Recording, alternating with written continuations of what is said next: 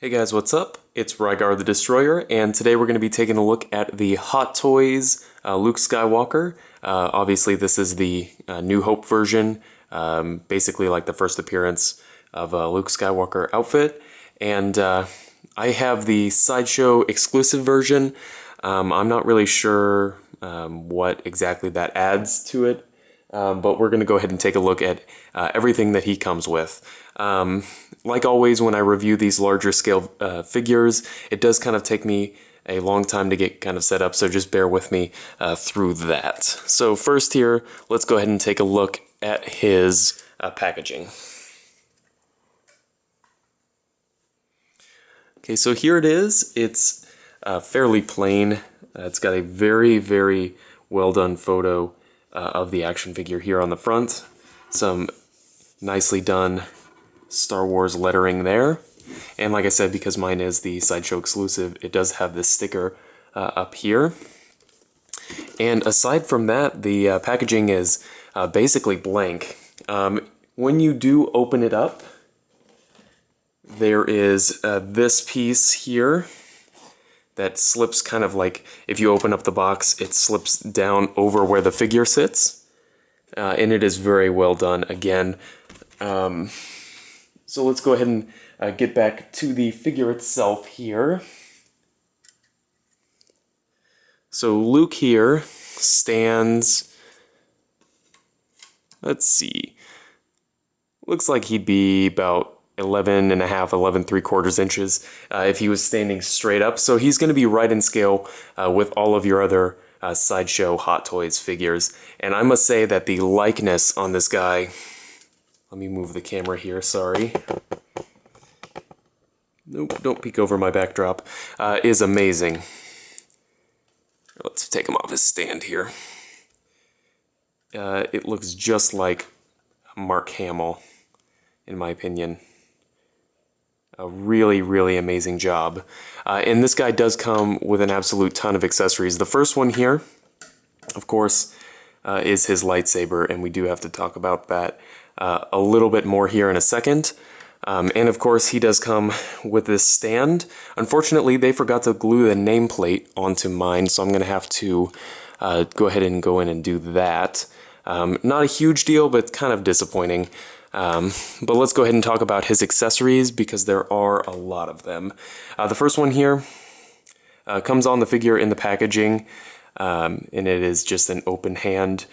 And of course, right now on the figure, I've got his lightsaber gripping hand.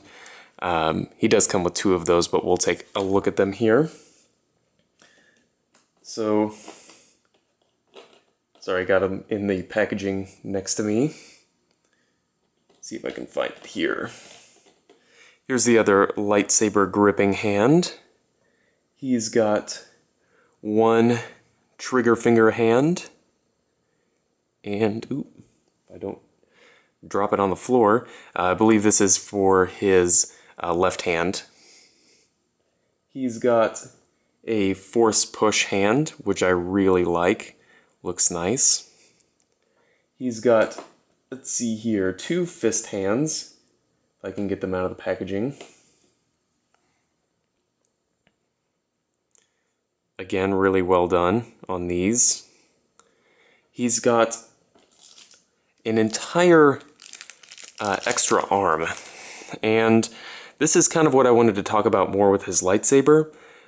This is a light up lightsaber hand. Basically what they've done is they've put a battery pack here in the arm, and the wire runs an LED here at the end of the lightsaber, and it is still articulated at the wrist here.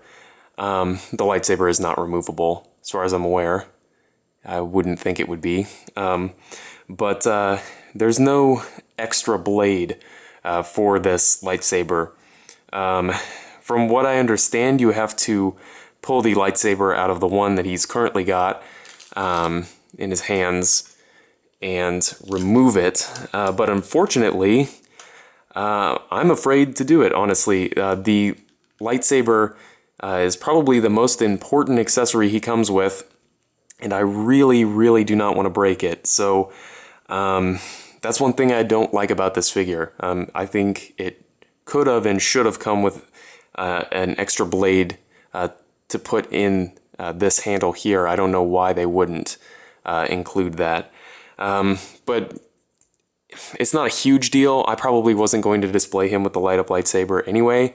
But if you were, I mean, you would probably be disappointed because, you know, I'm afraid to get the lightsaber, the blade out. So I don't know. It's just kind of a problem that I have with the figure.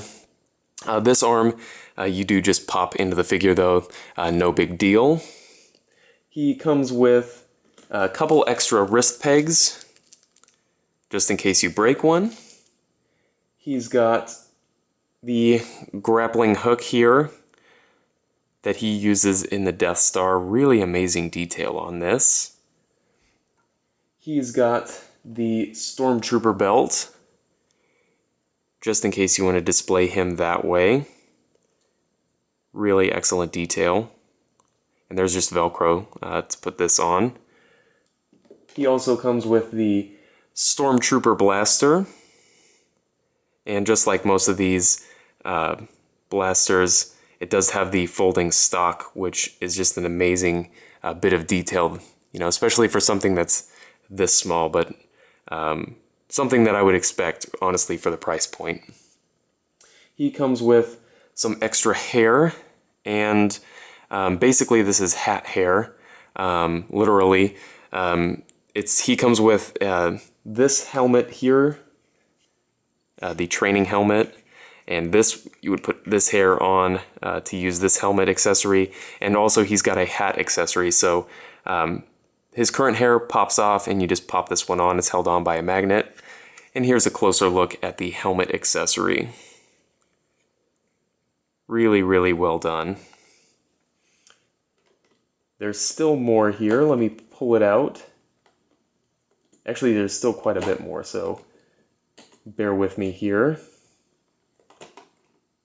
He's got his micro binoculars, and there are some pieces that snap onto this, but just for the sake of the video and for storage, I'm not going to put them on right now, but they are included, and it would make it 100% accurate to the movie. He's got a communicator here, if it'll focus.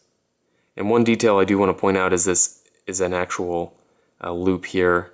Really amazing detail on that.